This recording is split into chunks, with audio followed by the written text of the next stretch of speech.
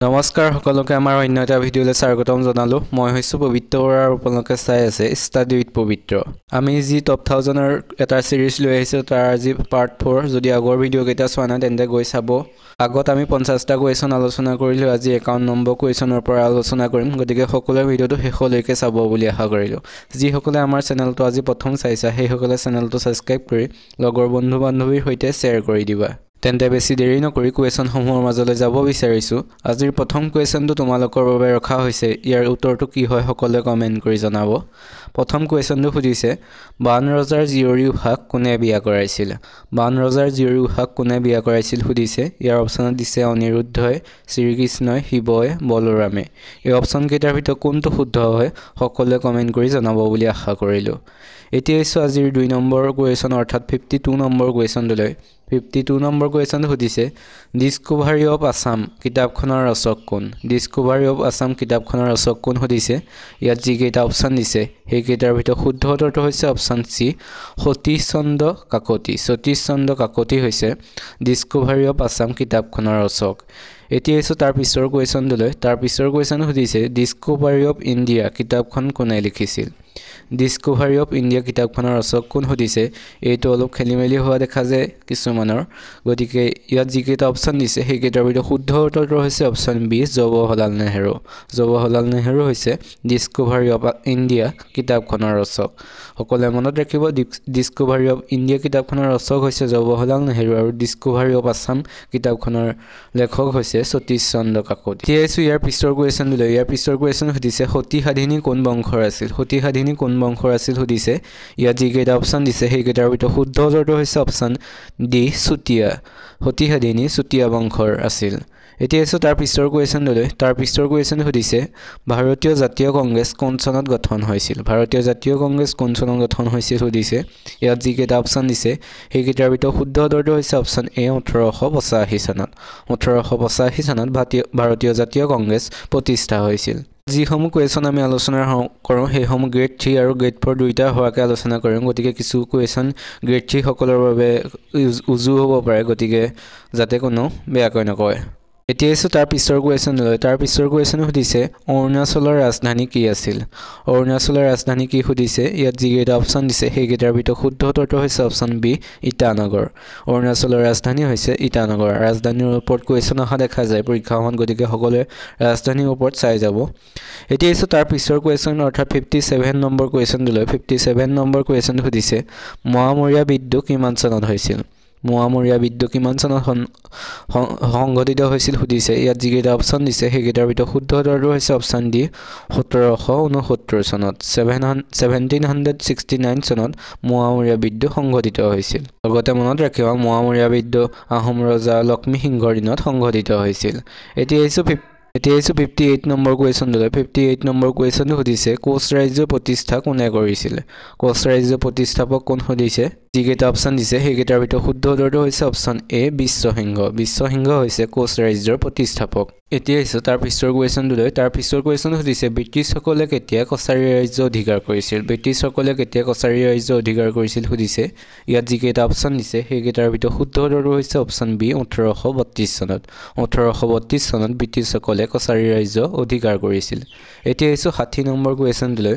60 number কুৱেশ্যনটো সুধিছে, ভোটদানৰ অধিকাৰ কোনটো অনুসূচীত উল্লেখ আছে? ভোটদানৰ অধিকাৰ কোনটো অনুসূচীত উল্লেখ আছে সুধিছে। ইয়াত যিকেইটা অপশ্যন দিছে সেইকেইটাৰ ভিতৰত শুদ্ধ উত্তৰটো হৈছে অপশ্যন চি, আৰ্টিকল 326ত। আৰ্টিকল 326ত ভোটদানৰ অধিকাৰ কথাটো উল্লেখ আছে।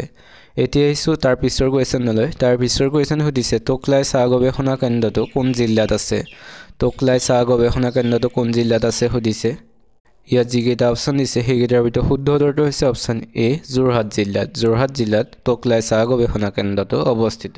আপোনালোকে ভিডিঅ'টো চাই কেনেকুৱা পাইছে কমেণ্ট কৰি জনাব। যদি ভাল পাইছে চেনেলটো ছাবস্ক্ৰাইব কৰি লাইক এটা কৰি বন্ধু বান্ধৱীৰ সৈতে শ্বেয়াৰ কৰি দিব।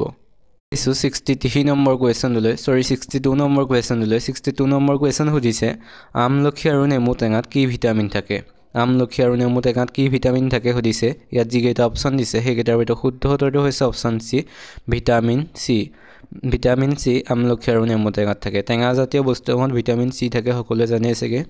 এতিয়া হৈছে 63 নম্বৰ কুৱেশ্যন দিলে 63 নম্বৰ কুৱেশ্যন সুধিছে ভাৰতীয় প্ৰথম মহিলা মহাকাশচাৰী কোন আছিল ভাৰতীয় প্ৰথম মহিলা মহাকাশচাৰী কোন আছিল সুধিছে ইয়াত যিকেইটা অপচন দিছে সেইকেইটাৰ ভিতৰত শুদ্ধ উত্তৰটো হৈছে অপচন ডি কল্পনা চাওলা ভাৰতীয় প্ৰথম মহিলা মহাকাশচাৰী আছিল কল্পনা চাওলা এতিয়া হৈছে 64 নম্বৰ কুৱেশ্যন দিলে 64 নম্বৰ কুৱেশ্যন সুধিছে লক্ষ্মীনাথ বেজবৰুৱাৰ ও মোৰ আপোনাৰ দেশ গীতটো কোনখন আলোচনীত প্ৰকাশ পাইছিল লক্ষ্মীনাথ বেজবৰুৱাৰ ও মোৰ আপোনাৰ দেশ গীতটো কোনখন আলোচনীত প্ৰকাশ পাইছিল সুধিছে ইয়াত যিকেইটা অপচন দিছে সেইকেইটাৰ ভিতৰত শুদ্ধ উত্তৰটো হৈছে অপচন চি বাঁহী আলোচনীত ও মোৰ আপোনাৰ দেশ গীতটো প্ৰকাশ পাইছিল এতিয়া হৈছে ইয়াৰ পিছৰ কুৱেশ্যন দিলে ইয়াৰ পিছৰ কুৱেশ্যন সুধিছে নৰেন্দ্ৰ মোদী ষ্টেডিয়ামখন ক'ত অৱস্থিত নৰেন্দ্ৰ মোদী ষ্টেডিয়ামখন ক'ত অৱস্থিত সুধিছে ইয়াত যিকেইটা অপচন দিছে সেইকেইটাৰ ভিতৰত শুদ্ধ উত্তৰটো হৈছে অপচন এ আহমেদাবাদত নৰেন্দ্ৰ মোদী ষ্টেডিয়ামখন অৱস্থিত গুজৰাটৰ আহমেদাবাদত এই ষ্টেডিয়ামখন অৱস্থিত সকলোৱে মনত ৰাখিব এতিয়া হৈছে তাৰ পিছৰ কুৱেশ্যন দিলে তাৰ পিছৰ কুৱেশ্যনটো সুধিছে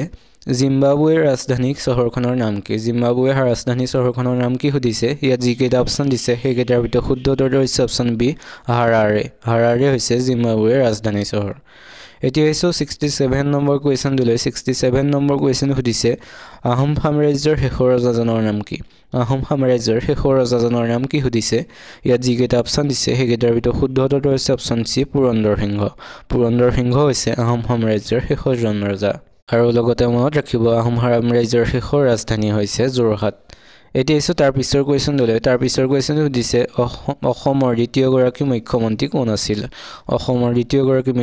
কোন আছিল সুধিছে ইয়াত যিকেইটা অপচন দিছে সেইকেইটাৰ ভিতৰত শুদ্ধ উত্তৰটো হৈছে অপচন ডি বিষ্ণুৰাম মেধি হৈছে অসমৰ দ্বিতীয়গৰাকী মুখ্যমন্ত্ৰী এতিয়া হৈছে 69 নম্বৰ কুৱেশ্যন দিলে 69 নম্বৰ কুৱেশ্যন সুধিছে শিক্ষাৰ অধিকাৰ সংবিধানৰ কোন অনুচ্ছেদৰ লগত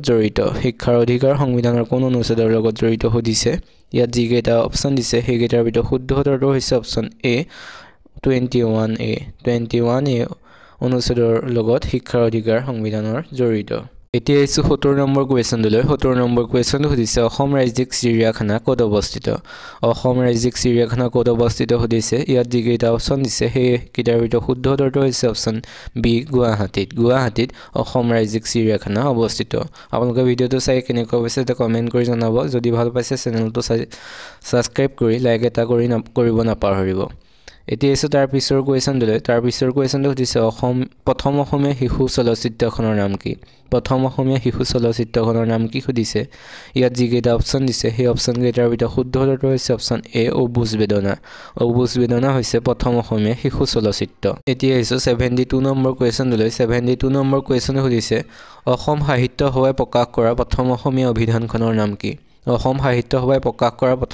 অভিধানখনৰ নাম কি সুধিছে ইয়াত যিকেইটা অপচন দিছে সেই অপচনকেইটাৰ ভিতৰত শুদ্ধ উত্তৰটো হৈছে অপচন চি চন্দ্ৰকান্ত অভিযান হৈছে অসম সাহিত্য সভাই প্ৰকাশ কৰা প্ৰথম অসমীয়া অভিধান এতিয়া হৈছে 73 নম্বৰ কুৱেশ্যন দিলে 73 নম্বৰ কুৱেশ্যন সুধিছে মণিৰাম দেৱানক কিমান চনত ফাঁচি দিয়া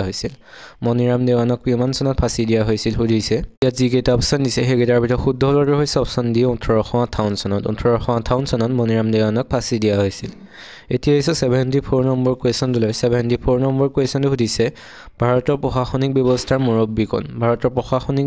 মুৰব্বী কোন সুধিছে ইয়াত যিকেইটা অপচন দিছে সেই অপচনকেইটাৰ ভিতৰত শুদ্ধ উত্তৰটো হৈছে অপচন এ ৰাষ্ট্ৰপতি হৈছে ভাৰতৰ প্ৰশাসনিক ব্যৱস্থাৰ মুৰব্বী এতিয়া হৈছে আজিৰ শেষৰ কুৱেশ্যন দিলে শেষৰ কুৱেশ্যনটো সুধিছে অসমৰ কাক লায়ন মেন অফ আছাম বুলি জনা